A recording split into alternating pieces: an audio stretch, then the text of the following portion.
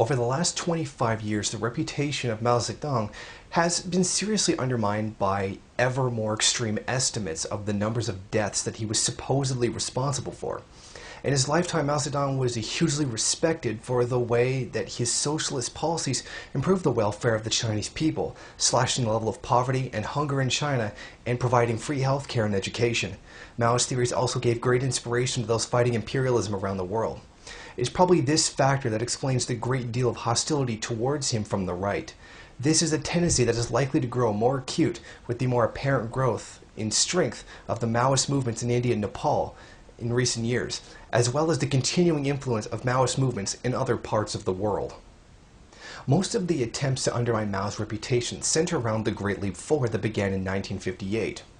It is this period that this article is primarily concerned with. The peasants had already started farming the land cooperatively in the 1950s. During the Great Leap Forward, they joined large communes consisting of thousands or tens of thousands of people. Large-scale irrigation schemes were undertaken to improve agricultural productivity. Mao's plan was to massively increase both agriculture and industrial production. It is argued that these policies led to a famine in the years 1959 to 61, although some believe the famine began in 1958. A variety of reasons are cited for the famine. For example, excessive grain procurement by the state or food being wasted due to free distribution in communal kitchens. It has also been claimed that the peasants neglected agriculture to work on the irrigation schemes or in the famous backyard furnaces or small-scale steel furnaces built in rural areas. Mao admitted that problems had occurred in this period. However, he blamed the majority of these difficulties on bad weather and natural disasters. He admitted that there had been policy errors too, which he took responsibility for. Official Chinese sources released after Mao's death suggest that 16.5 million people died in the Great Leap Forward. These figures were released during an ideological campaign by the government of Deng Xiaoping against the legacy of the Great Leap Forward and the Cultural Revolution.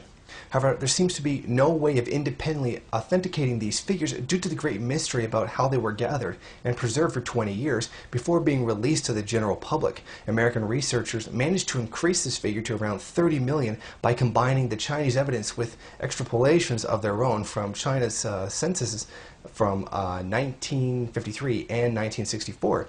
Recently, Yang Cheng and Holiday, in their book Mao the Unknown Story, reported 70 million killed by Mao, including 38 million in the Great Leap Forward. Western writers on the subject have taken a completely disproportionate view of the period, mesmerized as they are by massive death toll figures from dubious sources. They concentrate only on policy excesses, and it is likely that their views on the damage that these did are greatly exaggerated. There has been a failure to understand how some of these policies developed in the Great Leap Forward actually benefited the Chinese people once the initial disruption was over. U.S. state agencies have provided assistance to those with a negative attitude to Maoism and communism in general throughout the post-war period. For example, the veteran historian of Maoism Roderick MacFarquhar edited the China Quarterly in the 1960s. The magazine published allegations about a massive famine deaths that have been quoted ever since. It later emerged that this journal received money from a CIA-front organization, as MacFarquhar admitted in a recent letter to the London Review of Books. Roderick MacFarquhar states that he did not know the money was coming from the CIA while he was editing the China Quarterly. Those who have provided qualitative evidence, such as eyewitness accounts cited by Jasper Becker in his famous account in the period Hungry Ghosts, have not provided enough accompanying evidence to authenticate these accounts. Important documentary evidence quoted by Chang and Halliday concerning the Great Leap Forward is presented in a demonstrably misleading way. Evidence from the Deng Xiaoping regime, Mao, that millions died during the Great Leap Forward is not reliable. Evidence from peasants contradicts the claim that Mao was mainly to blame for the deaths that did occur during the Great Leap Forward period. U.S. demographers have tried to use death rate evidence and other demographic evidence from the official Chinese sources to prove the hypothesis that there was a massive death toll in the Great Leap Forward, i.e. the hypothesis that the largest famine of all time, or one of the largest famines of all time, took place during the Great Leap Forward. However, inconsistencies in the evidence and overall doubts about the sources of this evidence undermines the massive death toll hypothesis. The idea that Mao was responsible for genocide has been used as a springboard to rubbish everything that the Chinese people achieved during Mao's rule. However, even someone like the demographer Judith Bannister, one of the most prominent advocates of the massive death toll hypothesis, has to admit the successes of the Mao era. She writes how in 1973 to 75, life expectancy in China was higher than Africa, the Middle East, South Asia, and many countries in Latin America. In 1981, she co-wrote an article where she described the People's Republic of China as a superachiever in terms of mortality reduction, with life expectancy increasing by approximately 1.5 years per calendar year since the start of the communist rule in 1949. Life expectancy increased from 35 in 1949 to 65 in the 1970s when Mao's rule came to an end. To read many of the modern commentaries on Mao's China, you would get the impression that Mao's agricultural and industrial policies led to absolute economic disaster. Even more restrained commentators such as the economist Peter Nolan claim that the living standards did not rise in China during the post-revolutionary period until Deng Xiaoping took power. Of course, increases in living standards are not the sole reason for increases in life expectancy. However, it is absurd to claim that life expectancy could have raised so much during the Mao era with no increase in living standards. For example, it is claimed by many who have studied the figures released by Deng Xiaoping after Mao's death that per capita grain production did not increase at all during the Mao period. But how is it possible to reconcile such statistics with the figures on life expectancy that the same authors quote? Besides, with these figures are contradicted by other figures. Guo Xiutian, a former deputy in policy on law in the Chinese Ministry of Agriculture in the post-Mao era, gave a very different view of China's overall agricultural performance during the period before Deng's reforms. It is true that he writes that the agricultural production decreased in 5 years between 1949 and 1978 due to natural calamities and mistakes in the work. However, he states that during the 1949 to 1978 period, the per hectare yield of land sown with food crops increased by 145.9%, and the total food production rose 169.6%. During this period, China's population grew by 77.7%. On these figures, China's per capita food production grew from 204 kilograms to 328 kilograms in the period in question. Even according to figures released by the Deng Xiaoping regime, industrial production increased by 11.2% per year from 1952 to 1976, by 10% a year during the alleged catastrophe of the Cultural Revolution. In 1952, industry was 36% gross value of the national output in China. By 1975, industry was 72% and agriculture was 28%. It is quite obvious that Mao's supposedly disastrous socialist economic policies paved the way for the rapid, but inegalitarian and unbalanced economic development of the post-Mao era. There is a good argument to suggest that the policies of the Great Leap Forward actually did much to sustain China's overall economic growth after an initial period of disruption. At the end of the 1950s, it was clear that China was going to have to develop using its own resources without being able to use the large amount of machinery and technology know-how imported from the Soviet Union. In the late 1950s, China and the USSR were headed for a schism. Partly, this was the ideological fallout that occurred following the death of Stalin. There had been differences between Stalin and Mao. Among other things, Mao believed that Stalin mistrusted the peasants and overemphasized the development of heavy industry. It is important not to exaggerate the nature of these differences. However, Mao vehemently opposed the way Khrushchev denounced Stalin in 1956. Mao believed that Khrushchev was using the denunciation of Stalinism as a cover for the progressive ditching of socialist ideology and practice in the USSR. The split was due to the tendency of Khrushchev to try and impose the Soviets' own way of doing things on its allies. Khrushchev acted not in the spirit of socialist internationalism, rather in the spirit of treating economically less developed nations like client states. For a country like China that had fought so bitterly for its freedom from foreign domination, such a relationship could never have been acceptable. Mao could not have sold it to his people, even if he had wanted to. In 1960, the conflict between the two nations came to a head. The Soviets had been providing a great deal of assistance for China's industrialization program. In 1960, all Soviet technical advisors left the country. They took with them the blueprints of the various industrial plants that they had been planning to build. Mao made clear that from the start, the policies of the Great Leap Forward were about China developing a more independent economic policy. China's alternative to reliance on the USSR was a program for developing agriculture alongside the development of industry. In doing so, Mao wanted to use the resources that China could muster in abundance, labor, and popular enthusiasm. The use of these resources would make up for the lack of capital and advanced technology. Although problems and reversals occurred in the Great Leap Forward, it is fair to say that it had a very important role in the ongoing development of agriculture. Measures such as water conservancy and irrigation allowed for sustained increases in agricultural production. Once the period of bad harvest was over, they also helped the countryside to deal with the problems of drought. Flood defenses were also developed. Terracing helped gradually increase the amount of cultivated areas. Industrial development was carried out under the slogan, "Walking on Two Legs."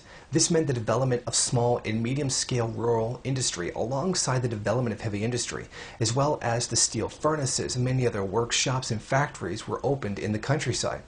The idea was this rural industry would meet the needs of the local population. Rural workshops supported efforts by the commune to modernize agricultural work methods. Rural workshops were very effective in providing the communes with fertilizer, tools, and other agricultural equipment and cement needed for water conservation schemes.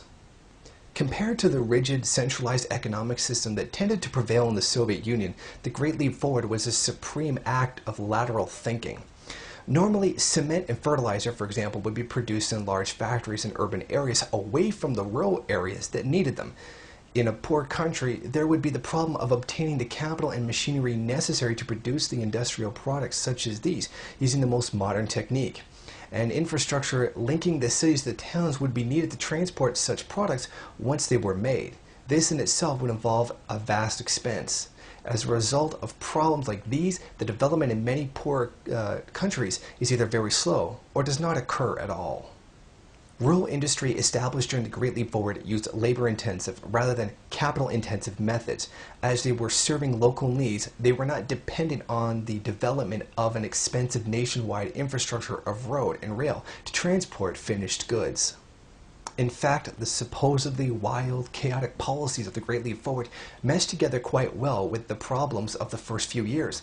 Local cement production allowed water conservation schemes to be undertaken. Greater irrigation made it possible to spread more fertilizer.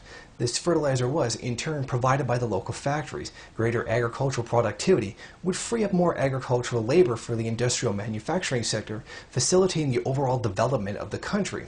This approach is often cited as an example of Mao's economic illiteracy. What about the division of labor and gains from the regional specialization, etc.? However, it was right for China as the positive effects of Mao's policies in terms of human welfare and economic development show. Agriculture and small-scale rural industry were not the only sectors to grow during China's socialist period. Heavy industry grew a great deal in this period too. Developments such as the establishment of the Tancheng oil field during the Great Leap Forward provided a great boost to the development of heavy industry. A massive oil field was developed in China. This was developed after the 1960s using the indigenous techniques rather than Soviet or Western techniques. Specifically, the workers used pressure from below to help extract the oil. They did not rely on constructing a multitude of derricks, as is the usual practice in oil fields. The argument about production figures belie the fact that the Great Leap Forward was at least as much about changing the way of thinking of the Chinese people as it was about industrial production. The so-called backyard furnaces, where peasants tried to produce steel in small rural foundries, became infamous for the low quality of steel they produced. But they were much more about training the peasants in the ways of industrial production as they were about generating steel for China's industry. It's worth remembering that the leaps Mao used to talk about were not leaps in the quantities of goods being produced, but the leaps in people's consciousness and understanding. Mistakes were made, and many must have been demoralized when they realized that some of the results of the Great Leap had been disappointing, but the success of the Chinese economy in the years to come shows that not all its lessons were wasted. Of course, to make such points is to go against the mainstream Western view that the Great Leap Forward was a disaster of world historical proportions. But what is the basis for this view? One way those who believe in the massive death toll thesis could prove their case would be to find credible qualitative evidence such as eyewitness or documentary evidence. The qualitative evidence that does exist is not convincing, however. Chinese history scholar Charles Riskin believes that a very serious famine took place, but states, in general, it appears that the indications of hunger and hardship did not approach the kinds of qualitative evidence of mass famine that have accompanied other famines of comparable, if not equal scale, including earlier famines in China. He points out that much of the contemporary evidence presented in the West tended to be discounted at the time as it emanated from right-wing sources that were hardly conclusive. He considers whether repressive policies by the Chinese government prevented information about the famine getting out, but only states whether it is a sufficient explanation is doubtful. There remains something of a mystery here. There are authors such as Roderick MacFarquhar, Jasper Becker, and Young Chang who certainly do assert that the evidence they have seen proves the massive famine thesis. It is true that their main works on these issues do cite sources for this evidence. However, they do not make it sufficiently clear in these books why they believe these sources are authentic. Therefore, it remains an open question why the accounts presented by these authors should be treated as certain fact in the West. In his famous 1965 book on China, A Curtain of Ignorance, Felix Green says that he traveled through areas of China in 1960 where food rationing was very tight, but he did not see mass starvation. He also cites other eyewitnesses who say the same kind of thing. It is likely that, in fact, the famine did occur in some areas. However, Green's observations indicate that it was not a nationwide phenomenon on the apocalyptic scale suggested by Jasper Becker and others. Mass hunger was not occurring in the areas he traveled through, although famines may have been occurring elsewhere. Why are the accounts of people like Becker believed so readily when the account of Felix Green and others he cites is discounted? Of course, the sympathy of Green for Mao's regime may be raised in connection with this, and it might be suggested that he distorted the truth for political reasons. But Becker, MacFarquhar, and Young Chang have their own perspectives on issues too. Can anyone seriously doubt that these authors are not fairly staunch anti-communists? Before addressing the question of the authentication of sources, the context for the discussion of these issues needs to be set. Communism is a movement that generates a massive amount of opposition. Western countries wage an intensive propaganda war against communism. In power, communist governments dispose large numbers of people of their capital and land. The whole landlord and business class was robbed of its social power and status across Asia and Europe. Unsurprisingly, this generated much bitterness. A large number of well-educated people who were born in these countries had and still have the motivation to discredit communism. It is not paranoia to ask those that write these about the communist era to take pains to ensure that their sources are reporting fact and are not providing testimony that has been distorted or slanted by anti-communist bias. In addition, the US government did have an interest in putting out negative propaganda about Chinese communism and communism in general. Too often, discussion of this is dismissed as conspiracy theories, and the evidence about what really happened does not get discussed very widely. However, covert attempts by the US to discredit communism are a matter of record. U.S. intelligence agencies often sought out connection with those who published work about communist regimes. It may not be thought of as the people that sought in connection were simply hacks paid to churn out cheap sensationalism. Well, far from it. For example, the China Quarterly published many articles in the 1960s which are still frequently cited as evidence of living conditions in China and the successes or otherwise of government policies in that country. In 1962, it published an article by Joseph Alsop that alleged that Mao was attempting to wipe out 1/3 of the population through starvation to facilitate his economic plans. This article is cited in all seriousness to provide contemporary evidence of massive death toll hypothesis in many later works on the subject. For example, in the article Famine in China that it is discussed below.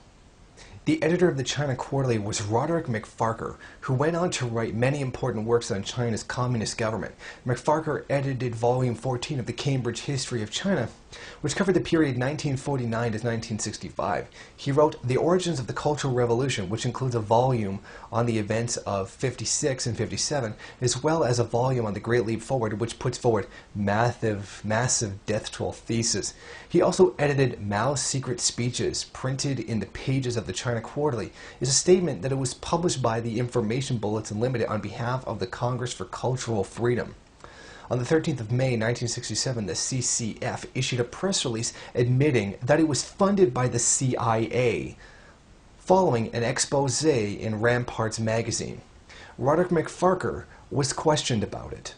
When I was asked to be the founder editor of the China Quarterly, it was explained to me that the mission of the CCF was to encourage Western intellectuals to form a community committed to the free exchange of ideas.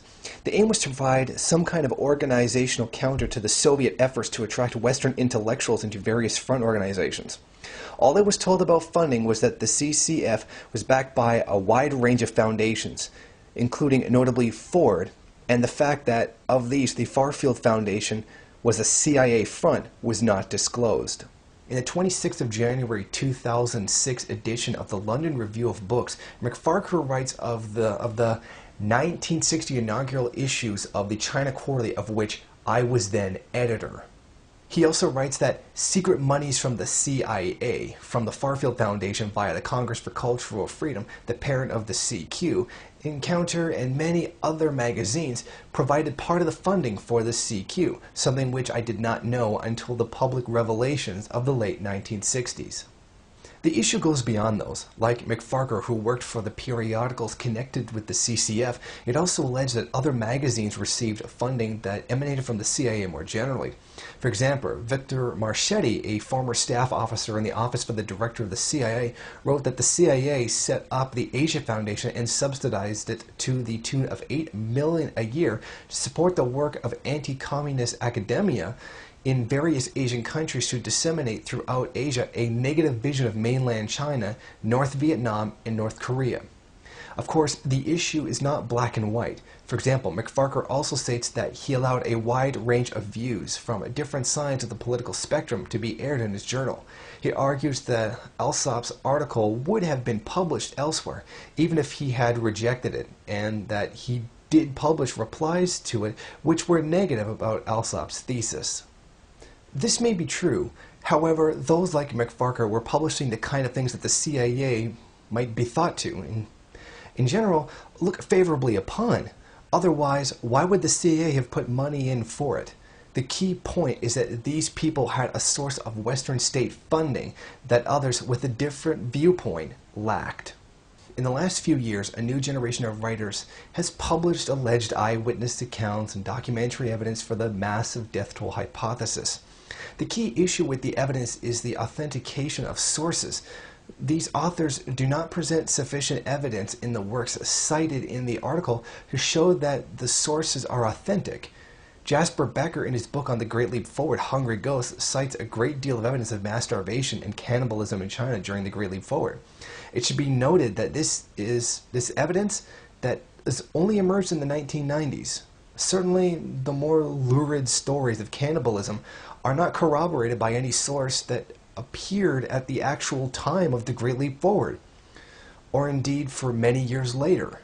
Many of the accounts of mass starvation and cannibalism that Becker users come from a 600-page document, 30 Years in the Countryside. Becker says it was a secret official document that was smuggled out of China in 1989. Becker writes that his sources for Hungry Ghosts include documents smuggled out of China in 1989 by intellectuals going into exile. The reader needs to be told how people who were apparently dissidents fleeing from the country during a crackdown were able to smuggle out official documents regarding events 30 years before. Also, Becker should have discussed more generally why he believes 30 Years in the Countryside and other texts are authentic. In 2001, Becker reviewed the Tiananmen Papers in the London Review of Books. The Tiananmen Papers are purportedly inter-party documents which were smuggled out of the country by a dissident. They supposedly shed light on the party leadership thinking at the time of the Tiananmen Square massacre. In his review, Becker seriously discusses the possibility that these papers might be forgeries. In Hungry Ghosts, Becker needed to say why he thought the documents he was citing in his own book were genuine, despite believing that other smuggled official documents might be inauthentic. Similarly, Becker cites a purported internal Chinese army journal from 1961 as evidence of a massive humanitarian disaster during the Great Leap Forward. The reports in this journal do indeed allude to a fairly significant disaster which is affecting the morale of Chinese troops. However, is this journal a genuine document? The journals were released by the U.S. Department of State in 1963 and was published in a collection by the Hoover Institution entitled The Politics of the Chinese Red Army in 1966. According to the British Daily Telegraph newspaper, the journal, have been in American hands for some time, although nobody will discuss how they were acquired. Becker and many other writers on the Great Leap Forward who have cited these journals need to state why they regard them as authentic. Becker's book also uses eyewitness accounts of hunger in the Great Leap Forward. During the mid-90s, he interviewed people in mainland China as well as Hong Kong and Chinese immigrants in the West. He states in his book that mainland China was rarely, if ever, allowed to speak freely to the peasants. Local officials coached the peasants before the interview, sat down with it during, and answered some of the questions for them. Given that there was a good chance that these officials were trying to slant evidence in favor of the negative Deng Xiaoping line on the Great Leap Forward, it is surely important that the reader is told which of the interviews cited in the book were conducted under these conditions and which were not. Becker does not do this in Hungry Ghosts. Nowhere in his book does he go into sufficient detail to demonstrate to the reader that these accounts he cites in this book are authentic. For a few years, Hungry Ghosts was the preeminent text as far as critics of Mao were concerned. However, in 2005, Mao the Unknown Story was published and very heavily promoted in the West. Its allegations are, if anything, even more extreme than Becker's book. Of the 70 million deaths the book ascribes to Mao, 38 million are meant to have taken place during the Great Leap Forward. This book relies heavily on an unofficial collection of Mao's speeches and statements which were supposedly recorded by his followers and which found their way to the West by means that are unclear. The authors often use materials from the collection and try to demonstrate Mao's fanaticism and lack of concern for human life. They are a group of texts that became newly available in the 1980s courtesy of the Center for Chinese Research Materials in the U.S. Some of these texts were translated into English and published in Mao's Secret Speeches. In this volume, Timothy Cheek writes an essay assessing the authenticity of the text. He writes, "The precise provenance of these volumes, which have arrived through various channels, cannot be documented." Timothy Cheek argues that the texts are likely to be authentic for two reasons. Firstly, because some of the texts that the CCRM received were previously published in mainland China in other editions. Secondly, because the text appear in one volume received by the CCRM also appears in at least one other volume received by the CCRM. It is not obvious to people why these two facts provide strong evidence of the general authenticity of the texts. Perhaps more importantly, Chang and Halliday quote passages from these texts in a misleading way in their chapter on the Great Leap Forward. Chang claims that in 1958, Mao clamped down on what he called people roaming the countryside uncontrolled. In the next sentence, the authors claim that the traditional possibility of escaping a famine by fleeing to a place where there was food was now blocked off. But the part of the secret speech in which Mao supposedly complains about people roaming around uncontrolled has nothing to do with preventing population movement in China.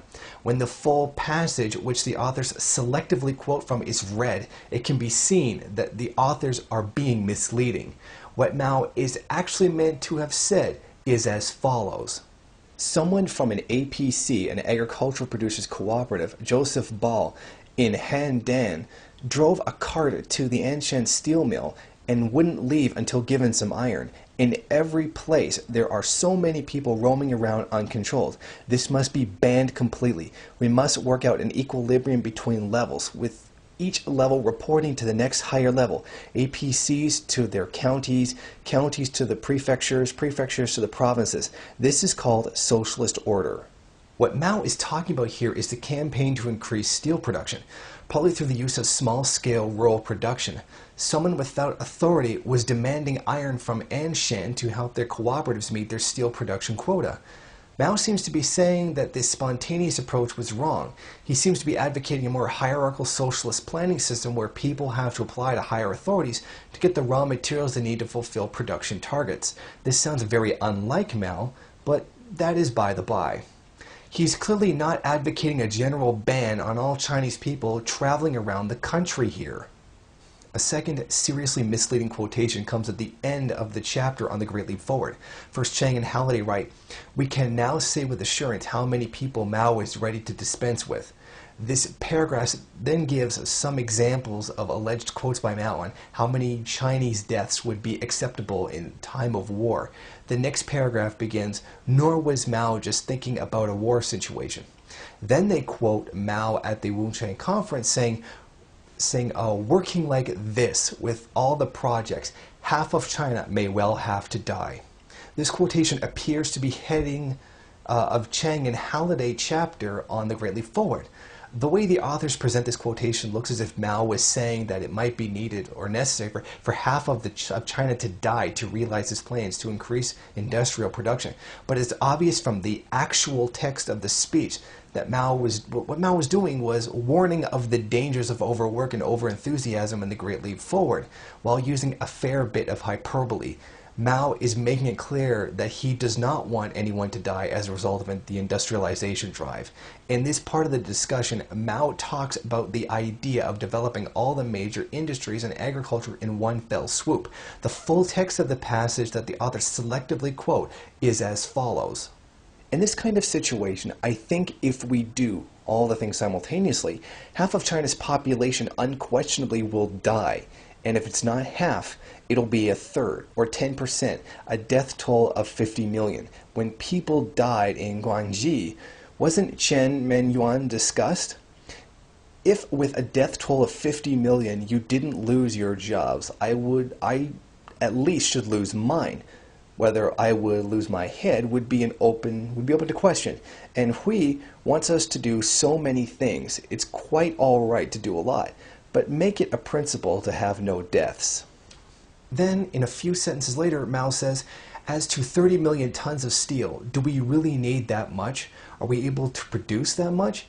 How many people do we need to mobilize? Could it lead to deaths?" It is very important that a full examination of the sources Chang and Halliday have used for this book is made. This is a call that has been made elsewhere. Nicholas D. Kristof's review of the book in the New York Times brought up some interesting questions. Kristof talks about Mao's English teacher, Zhang Huanxi. Mao attempted to learn English in his adult life, who Chang and Halliday cite as one of the people they interviewed for the book. However, Zhang told Kristof, who was one of her friends, that though she met with these two authors, she declined to be interviewed and provided them with no substantial information. Kristof calls for the authors to publish their sources on the web so that they can be assessed for fairness. There were some proponents of the massive death toll story in the 1960s. However, as Felix Green pointed out in A Curtain of Ignorance, anti-communists in the 1950s and early 1960s made allegations about massive famines in China virtually every year. The story about the Great Leap Forward was only really taken seriously in the 1980s when the new Chinese leadership began to back the idea. It was this that has really given credibility to the West, to those such as Becker and Yang Chang. The Chinese leadership began its attack on the Great Leap Forward in 1979. Deng moved against Mao supporters, directing the official press to attack them. This took the form of an ideological campaign against ultra-leftism. As Messinier says in his study of the Deng Xiaoping era, multitudes of scholars and their theoreticians were brought forth to expand upon the petty bourgeois social and ideological roots of the Great Leap Forward and the Cultural Revolution. The reason for this vilification of the Great Leap Forward had much to do with the post-Mao power struggles and the struggle to roll back the socialist policies of 49 to 76. After Mao's death in 76, Hua Guofang had come to power on a platform of upholding every word and policy made by Mao. Deng Xiaoping's badly needed a political justification for his usurpation of Hua in 1978 and his assumptions of leadership. Deng's stated stance of Mao being 70% right and 30% wrong was a way of distinguishing his own pragmatic approach to history and ideology from his predecessors. The post-market policies of Deng implemented suggested that he actually believed that Mao was about 80% wrong. The Chinese party did everything it could to promote the notion that the Great Leap Forward was a catastrophe caused by ultra-leftist policy. Marshal Yi Yanjiang, in an important speech in 1979, talked of the disasters caused by leftist errors in the Great Leap Forward. In 1981, the Chinese Communist Party resolution on party history spoke of serious losses to our country and the people between 1959 and 1961. Academics joined in the attack. In 1981, Professor Liu Zhang, the director of the Institute of Population Research at the People's University, gave the selected death rate figures for 1954 to 1978. These figures were given at a public academic gathering, which drew much attention in the West. The figures he gave for 1958 to 1961 indicated that 16.5 million excess deaths had occurred during the period. At the same time, Sun Yifeng, a prominent Chinese economist, publicly drew attention to these figures, stating that the high price was paid in blood for the mistakes of the Great Leap Forward. As well as the internal party struggle, Deng wanted to revise virtually all of Mao's positive achievements in the name of introducing capitalism or socialism with Chinese characteristics, as he described it. Attacking the Great Leap Forward helped provide the ideological justification for reversing Mao's leftist policies. Deng dissolved the agricultural communes in the early 1980s. In the years following the Great Leap Forward, the communes had begun to provide welfare services like free healthcare and education. The breakup of the commune meant that this ended. In an article about the Great Leap Forward, Huan Dongping, an assistant professor at the Warren Wilson College, described a humorous report in the New York-based Chinese newspaper The World Journal about a farmer of Henan province who was unable to pay medical bills to get his infected testicles treated. Tortured by the pain, he cut them off with a knife and almost killed himself. This kind of incident is the real legacy of Deng Xiaoping's reforms in the countryside. It is often said that Deng's agricultural reforms improved the welfare of the peasantry. It is true that the breaking up of the communes led to a 5-year period of accelerated agricultural production. But this was followed by 5 years of decline in per capita food production. Despite this decline, Western commentators tend to describe the breakup of the communes as an unqualified economic success. In fact, breaking up the peasant communes created sources of real hardship for the peasants. By encouraging the Chinese ruling class to describe the Great Leap Forward as a disaster that killed millions, Deng was able to develop a political line that made his regressive politics in the countryside seem legitimate. For Deng's line to prevail, he needed to prove that the mass deaths happened from 1959 to 61, but also that these were mainly the result of policy errors. After the Great Leap Forward, the official Chinese government line of the famine was that 70% due to natural disasters and 30% due to human error. This verdict was reversed by the Deng Xiaoping regime. In the 1980s, they claimed the problems was caused 30% by natural disasters, 70% by human error. But surely, if Mao's actions had led to the deaths of millions of peasants, the peasants would have realized what was going on. However, the evidence is that they did not blame Mao for most of the problems that occurred during the Great Leap Forward. Long after Mao's death, Professor Han Dongping traveled to the Shandong and Henan, where the worst famine conditions appeared in 1959 to 61. Han Dong found that most of the farmers he questioned favored the first interpretation of the events rather than the second. That is to say, they did not think that Mao was mainly to blame for the problems they suffered during the Great Leap Forward. This was not to say that tragic errors did not occur. Dongping wrote of the introduction of the communist eating in the rural communes. To begin with, this was a very popular policy among the peasants. Indeed, in 1958, many farmers report that they had never eaten so well in their lives. The problem was that this new seemingly abundance led to carelessness in the harvesting and consumption of food. People seem to have started assuming that the government could guarantee food supplies and that they did not have responsibility for themselves for food security. Given the poverty of China in the late 50s, this was an error that was bound to lead to serious problems, and the communist leadership should have taken quicker steps to rectify it.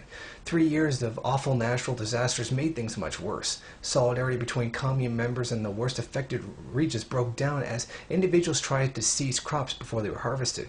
Again, this practice made a bad situation worse.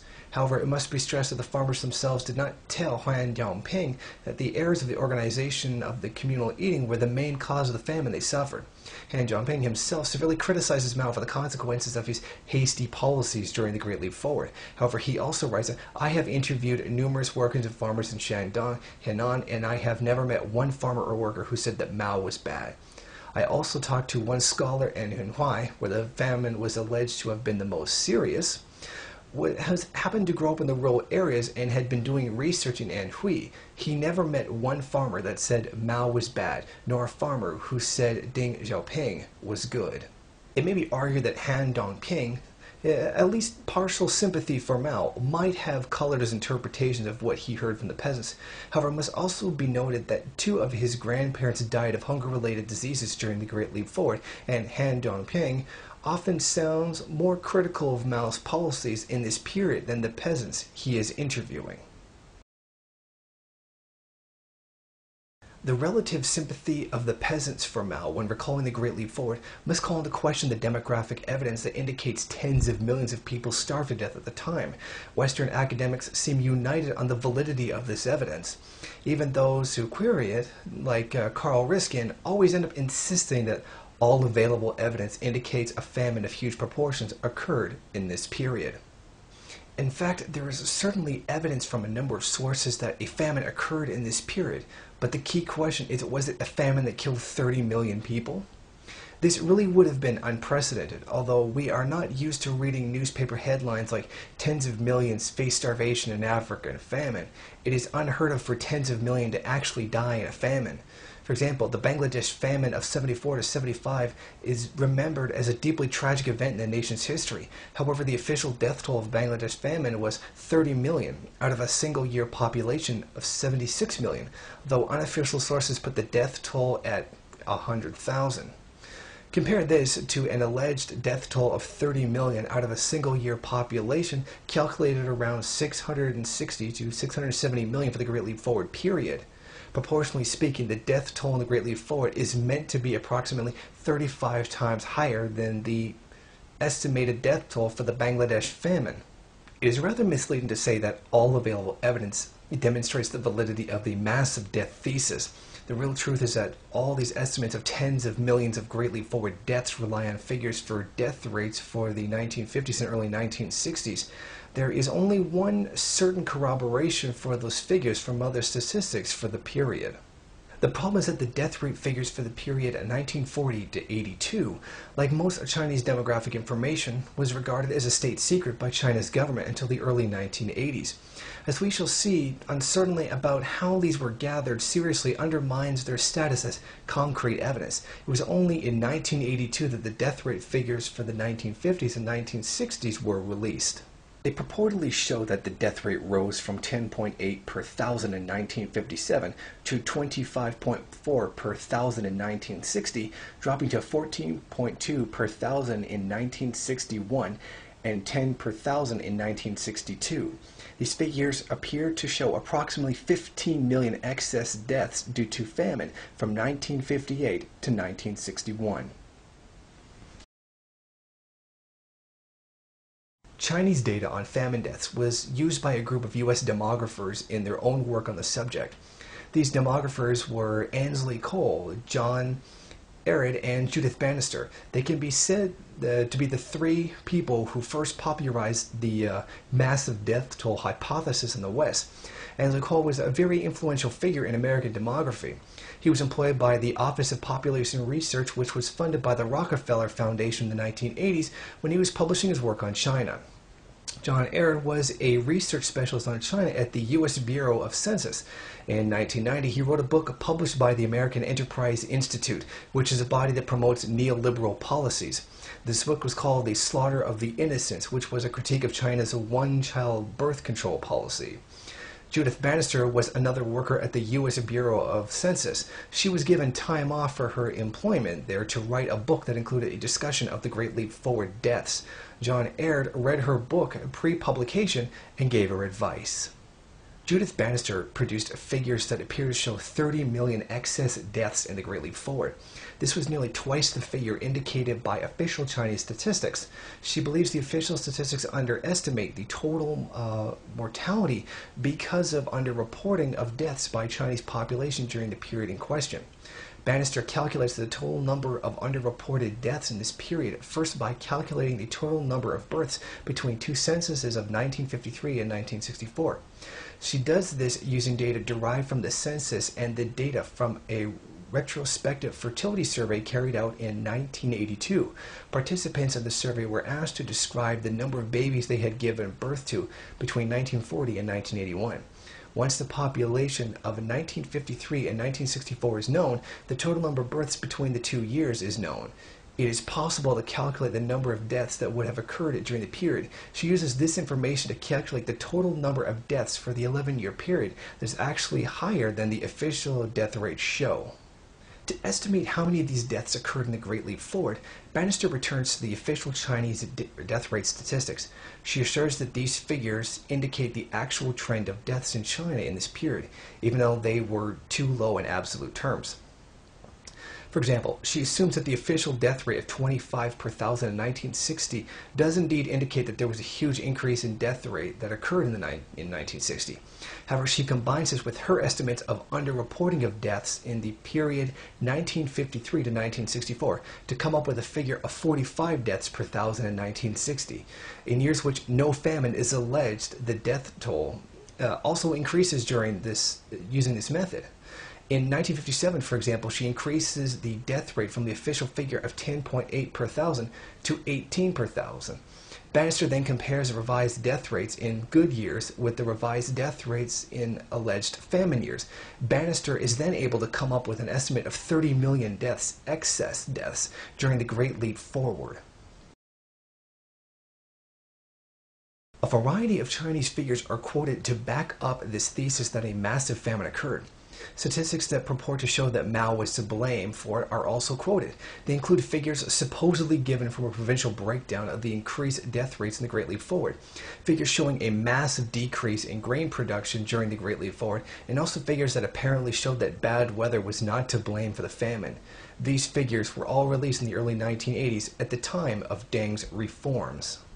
But how trustworthy are any of these figures? As we have seen, they were released during the early 1980s at a time of acute criticism of the Great Leap Forward and the People's Communes. China under Deng was a dictatorship that tried to rigorously control the flow of information to its people. It would be reasonable to assume that a government that continually interfered with the reporting of public affairs by the media would also interfere with the production of statistics when it suited them.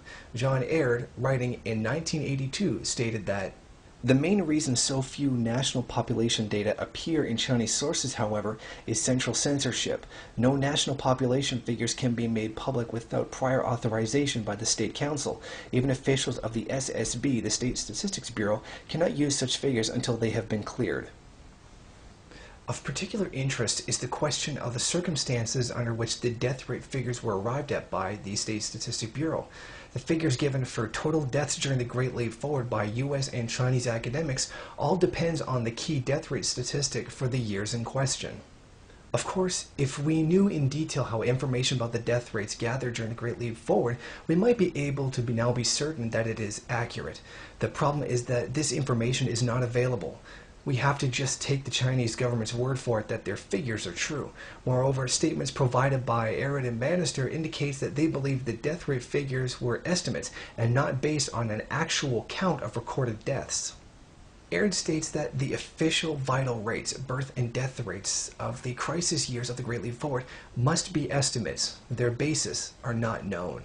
Bannister writes that China did try to start vital registration in 1954, but it was very incomplete. She writes that if the system of death registration was used as a basis for any of the estimated death rates for 1955 through 1957, the rates were derived only from those localities that had set up the system, which would tend to be more advanced or more urbanized locations. Bannister suggests that the situation did not improve very much during or after the Great Leap Forward. She writes, "In the late 1960s and most prior years, the permanent population registration and reporting system may have been so incomplete and uneven that the national or provincial statistics personnel had to estimate all or a part of their totals. In particular, in the 1950s, the permanent population registration and reporting system was only beginning to be set up. And at first, it did not cover the entire population. All the national population totals were for the 1950s, except the census total, which were probably based on incomplete local reports supplemented by estimates." She also writes that in all years prior to 1973 and 75, the PRC's data on crude death rates, infant mortality rates, and expectation of life at birth and causes of death were non-existent, useless, or at best underestimates of actual mortality. The reader searches the work of Aird, Cole, and Bannister in vain for some indication as to why they can so confidently assert the figures for tens of millions of deaths in the Great Leap Forward based on official death rate figures. These authors do not know how these figures were gathered, and especially in Bannister's case, they appear to have a little faith in them.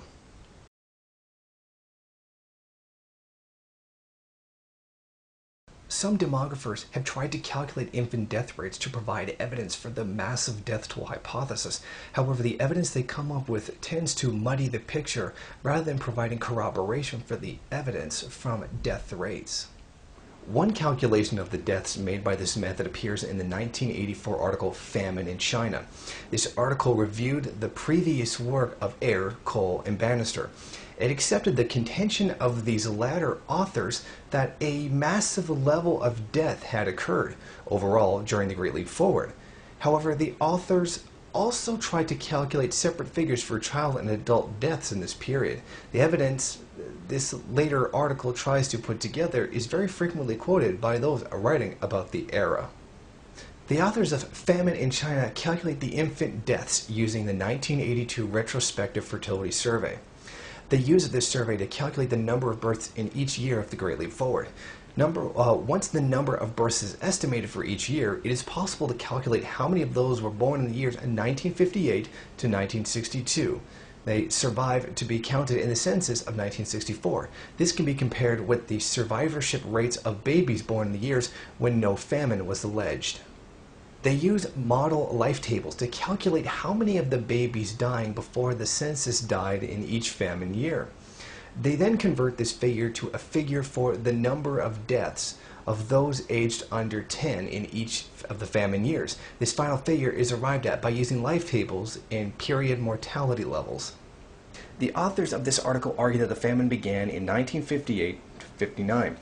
They calculate that 4,268,000 excess deaths for those aged under 10 occurred in this period, which represents a doubling of the death rate for this age group. Yet, at the same time, there was an excess death figure of only 216,000 for those over 10. In a country of over 600 million, this figure would surely well within any reasonable margin of error. The explanation is that in the absence of effective rationing, children were left to starve in this period. But in famines, it is traditionally both the very young and the very old who both suffer. But in this year, only the young suffer. Then in 1960 to 61, the number of excess deaths for under 10s is reduced to 558,000, whereas the number for over 10s shoots up to 9 million. Even more bizarrely, 4,424,000 excess child deaths are calculated for the 1961 to 62, but no excess deaths for those over 10 are calculated to have occurred in this period.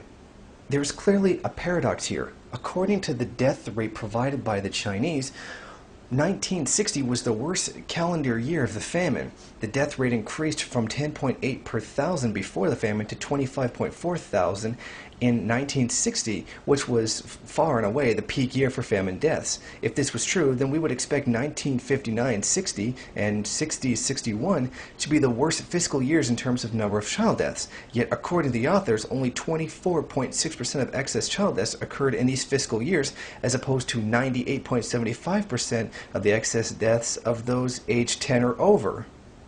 It is hard to understand why there would have been such a large infant mortality rate in 58 to 59. Everyone agrees that 58 was a bumper harvest year, even if grain production figures were exaggerated. The bulk of the Chinese crop is harvested in autumn, so it's difficult to see why the massive deaths would have begun at the end of 1958, or even why so many deaths would have occurred in the first 3 months of 59. As we have seen, Han Dongping, assistant professor of political science at the Warren Wilson College, questioned the peasants in Shandong and Henan where the worst effects of the problems in the 59 to 61 period were felt. They stated that they had never eaten so well as they had after the bumper harvest of 1958. Official death rate figures show a slight increase from a 10.8 per thousand in 1952 to 12 12 per thousand in 1958. Why were the infant deaths so much worse than in the fiscal year of 1958 to 59, according to the figures that are presented by demographers? Why did the situation improve in the year of the alleged Black Famine? This, it is claimed by the authors of Famine in China, is because a rationing system was introduced that assisted all of those of working age and below, but left the old to die. Certainly there is some evidence that the young of the working age received higher rations than the old, because the young were performing manual labor. However, in 1961 to 62, when the authors alleged the famine was still occurring, the death rate for under 10s shot up to 4,424,000. And the death rate for those over 10 reduces to 0. It is alleged that the rationing was relaxed during this period, allowing the young to die. It was not explained why no old people died during the period as well. Are the authors claiming that in famines, Chinese families would let their children die, but not the old people? The authors provide no evidence for this counterintuitive implication of their analysis. They try to back up their thesis with figures that claim to show a reduction in the number of those in older age groups between the two censuses, 1953 and 64. The argument is that in a country that was developing a healthy way, the numbers of old people in the population should grow rather than fall. They argue that the figures for China in this period show a decline in the numbers of old people due to the way in which they were denied rations during the Great Leap Forward. But the figures they quote are not consistent with mass deaths caused by a shortfall in rations for all people over a certain age. The authors state that age-specific growth rates fall for males aged over 45 and for females over 65 between the two censuses. What kind of rationing system would have led to such a disparity? One that provided sustenance to women aged 45 to 65, but not men of the same age. Besides, even after the age of 65, the figures for women are not consistent. The number of those aged 75 to 79 grew by 0.51% on the figures presented. This figure compares well with the growth rates of age groups under 65. For example, the number of 20 to 24 years old grew by 0.57%, and the numbers of 45 to 49-year-olds by 0.55%. The figures for women do not show a pattern consistent with a rationing system that discriminated against the old.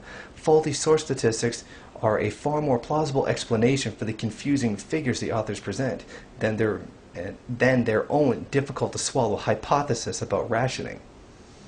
This article does not dispel doubts about massive famine deaths. It is true the authors of the article can point to some corroboration of evidence they present. For example, there is a reasonable correlation between the number of births given by the fertility census of 1982 and the birth rate figures allegedly gathered in the years 53 to 64.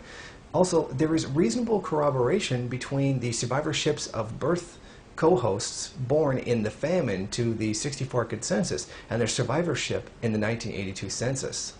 If different pieces of evidence supposedly gathered independently of each other correlate, then this provides some evidence that the author's hypothesis is true, in which case there might seem to be a stalemate. On the other hand, there was a correlation between this evidence. On the other, there was a huge mismatch between child mortality and adult mortality in alleged famine years. However, we must remember the concerns that exist about the general validity of population statistics released by the Chinese government after the death of Mao. In the light of these uncertainties, the correlations between the birth rate figures and the fertility survey figures are not really decisive. Correlation between Chinese population figures occur elsewhere and have been considered by demographers. Bannister speaks in another connection of the possibility of a mutual independence of Chinese demographic surveys that were supposedly conducted independently of each other. She notes that the census figures for 1982 and the population figures derived from the vital registration in 1982 were supposedly gathered independently. However, there is an extremely great correlation between the two figures. The possibility of such mutual interdependence between the fertility survey figures and the birth rate figures should not be ruled out. In addition, it must be said the authors of Famine in China only present one estimate of the survivorship of babies born during the Great Leap Forward. Ansley Cole's article, published in the same year, shows a reasonably significant but much smaller dip in the survivorship in the years 1958 to 59 to the 1982 census that is shown in Famine in China. This would indicate far less excess infant deaths in the years in question. In addition, Cole's figures show no dip in the survivorship of babies born in the 61 to 62 to the 1982 census, in contrast to the figures presented in Famine in China. Doubts about the survivorship evidence combined with doubts about the death rate evidence greatly undermine the established beliefs about what happened in the Great Leap Forward.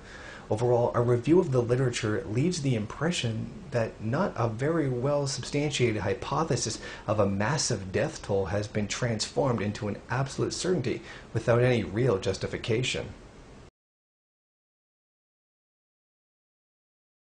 A final piece of evidence from the massive death toll thesis comes from raw census data.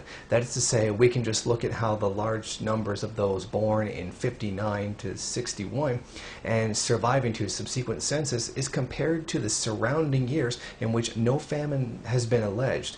We can get this evidence from the various censuses taken since the Great Leap Forward. These indeed show a large shortfalls in the size of cohorts of those born in famine years compared to other years. Even if it was granted that such shortfalls did occur, they do not necessarily indicate massive numbers of deaths. Birth rate figures released by the Deng Xiaoping regime show that massive decreases in fertility during the Great Leap Forward. It is possible to hypothesize that there were a very large shortfall in birth without this necessarily indicating that millions died as well. Of course, there had to be some reason why fertility dropped off so rapidly, if this is indeed what did happen. Clearly, hunger would have played a part in this. People would have postponed having children because of worries about having another mouth to feed until food was available, improved. Clearly, if people were having such concerns, this would have indicated an increase in malnutrition, which would have led to some increase in the child mortality. However, this is in no way proves the worst famine in world history occurred under Mao. The Dutch famine of 44 to 45 led to a fertility decline of 50%. The Bangladesh famine of 74 to 75 also led to near 50% decrease in the birth rate. This is similar to figures released in the Deng Xiaoping era for the decline in the fertility of the Great Leap Forward. Although both Bangladesh and Dutch famines were deeply tragic, they did not give rise to the kind of wild mortality figures talked about in reference to the Great Leap Forward. As was noted above, in Bangladesh, tens of thousands died, not tens of millions. However, we should not automatically assume that evidence from the single-year age distributions are correct. There is a general problem with all efforts to derive information from single-year age distributions from 1953 to 64 census. These figures only appeared in early 1980s, when all other figures that blamed Mao for killing millions emerged. Consensus afterwards, example 82 to 1990, continue to show shortfalls, but again caution should be exercised. Bannister speaks of consistency in the age-sex structures between the three censuses of 1953, 1964, and 1982, with very plausible survival patterns for each age group from census to census. She writes, "It is surprising that China's three censuses appear to be almost equally complete. One would have expected that the first two counts missed many people since they were conducted in less than ideal circumstances. The 1953 enumeration was China's first modern census taken with only 6 months of preparation, soon after the State Statistics Bureau was established. The 1964 census was taken in great secrecy and included a question on people's class origins that might have prompted some to avoid being counted." Ping T. Ho of the University of British Columbia wrote that the 1953 census was based, at least in part, on estimates, not the counting of population, and was not census in the technical definition of the term. Yet the age structure of this census correlates extremely well with all the subsequent consensuses. Adding to the model, John Aird received evidence about the age-sex distribution in 1953 census from Chinese non-official academic sources in the 1960s. He found these figures unreliable, stating that the numbers for 5 to 24-year-olds are lower than would be expected, and the figures for those aged over 75 are much too high. He proposed substituting a hypothetical age-sex structure for the figures for the purpose of academic debate. Given such doubt, it is surely possible that the consistent age-sex structures in successive structures may be affected by certain amounts of mutual interdependence between records. A trawl through the evidence reveals decisively that the absolute certainty in any political controversial historical question should never be derived from the academic research or official statistics. Politics always affects the presentation of statistics, and the history of any period tends to be written by the winners. In relation to China, admirers of Mao's socialist policies clearly were not the winners. The approach of modern writers to the Great Leap Forward is absurdly one-sided. They are unable to grasp the relationship between failures and successes. They can only grasp that serious problems occurred during the years 59-61. They cannot grasp that the work that was done in those years also laid the groundwork for the continuing overall success of Chinese socialism in improving the lives of its people. They fail to seriously consider the evidence that indicates most of the deaths that occurred in the Great Leap Forward were due to natural disasters, not policy errors. Besides, the deaths that occurred in the Great Leap Forward have to be set against the Chinese people's successes in preventing many other deaths through the Maoist period. Improvements in life expectancy saved the lives of many millions. We must also consider what would have happened if there had been no leap and no adoption of the policies of self-reliance once the breach with the Soviet Union occurred. China was too poor to allow its agriculture and industrial development to stagnate simply because the Soviets were refusing to help. This is not an argument that things might not have done better. Perhaps with better planning and less optimism and more care, some deaths might have been avoided. This is a difficult question. It is hard to pass judgment what others did in difficult circumstances many years ago. Of course, it is important that we do learn from the mistakes of the past to avoid them in the future. We should note that Mao did criticize himself for the errors made during this period, but this self-criticism should in no way be allowed to give ammunition to those who insist that the truth of ridiculous figures for the numbers that died in this time. Hopefully, there will come a time when sensible debate about these issues will take place. If India's rate of improvement in life expectancy had been as great as China's after 1949, then millions of deaths would have been prevented. Even Mao's critics acknowledge this. Perhaps this means that we should accuse Nehru and others who came after him of being worse than Hitler for adopting non-Maoist policies that led to deaths in the millions. Or perhaps this would be a childish and fantasy way of assessing India's post-independence history, as foolish as the charges that have been leveled against Mao in the last 25 years, maybe.